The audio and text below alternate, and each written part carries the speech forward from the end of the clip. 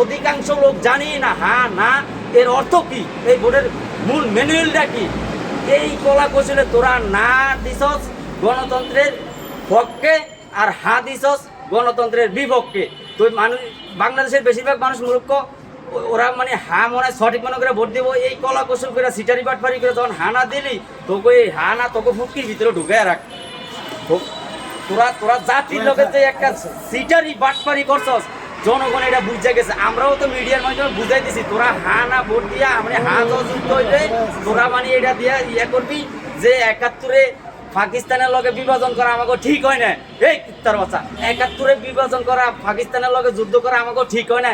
তুই বোঝস দালালের বাচ্চা, পাকিস্তানের বাচ্চা, তুই বোঝস ৭১-এ যুদ্ধ করা ঠিক হয়েছে বাংলাদেশের বাঙালির অধিকার আনার জন্য। ৭১-এ যুদ্ধ হয়েছে বাংলাদেশের মাতৃভূমি ঠিকানার জন্য।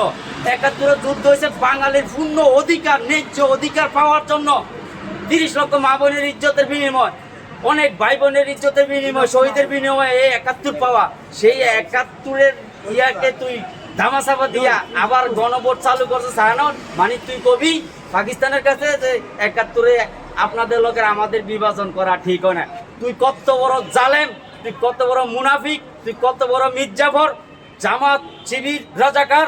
তুই বাংলাদেশটারে ৭১-এ তোরা যেরকম বাঙালির উপর অত্যাচার করছস, ঠিক এইসব বিষয়ে তোরা মানে ক্ষমতায় যায় বাঙালিরা ধ্বংস করার জন্য একটা ধ্বংসলীলার জায়গায় যায় পড়ছস। কিন্তু বাঙালি এমন জাতের জাত, বাঙালি সহজে রক্ত দিতে রাজি আছে, কিন্তু বাংলার মাতৃভূমির কিঞ্চিত পরিমাণ দিতেই বাঙালি রাজি না। তোদের মতন রাজাকারের কাছে বাঙালি কখনো হার মানব না। সব সময় তোরা রাজাকারেরাই পরাজিত হবি এই বাংলাদেশে। তোরা রাজাকারেরাই জোতার বাড়ি খাবি, তোরা রাজাকারেরাই পলায়া এই বাংলাদেশের তেন যাবি। কখনো বাঙালি বাংলাদেশের তেন বলবে, কারণ বাংলার বাঙালি একটা মহাভাগ। আরেকটা তো আইতা আছে, মনে কর আগে আইছে কিরকম, এইবার আইব মনে কর আমাদের যে প্রধানমন্ত্রী তোরা কুচক্র করিয়া বাংলাদেশের তেন খেতেছস, বাংলার বাগিনী হুঙ্কার লই আইব। রাজাকারের বাচ্চারা ওই যে তোরা বলাবি, তোরা গর্ত খোঁজ, গর্ত খোঁজ, গর্ত খোঁজ। বাংলাদেশে বঙ্গবন্ধুর সৈনিকের হুঙ্কার আরো ভয়ঙ্কর। গতকালকের নির্বাচনে তো দিয়েই দিছে। ৭১ বাদ দেওয়ার কত চেষ্টা করলি, কত ষড়যন্ত্র করলি, কত বাটপারি করলি, কত মিথ্যাচার করলি, কোনো কাজে কাম হয় নাই। বেচতে টিকেট মলন টলন বেচা তো বহুত চেষ্টা করছস, কোনোটা তো সাকসেস হস নাই।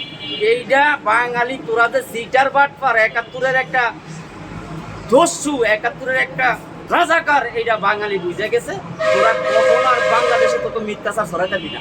বাঙালি তোকে যোগ্য জবাব দিয়া দিছে। এখনো সময় আছে, গরম থাকলে পাকিস্তান যা, বাংলাদেশে বইয়া বাংলাদেশের দেখা, বাংলাদেশের বিপক্ষে কথা কয়া মির্জাফরি করবি না। মির্জাফরের বাচ্চারা পাকিস্তান যা, এখনো সময় আছে, পাকিস্তান যা।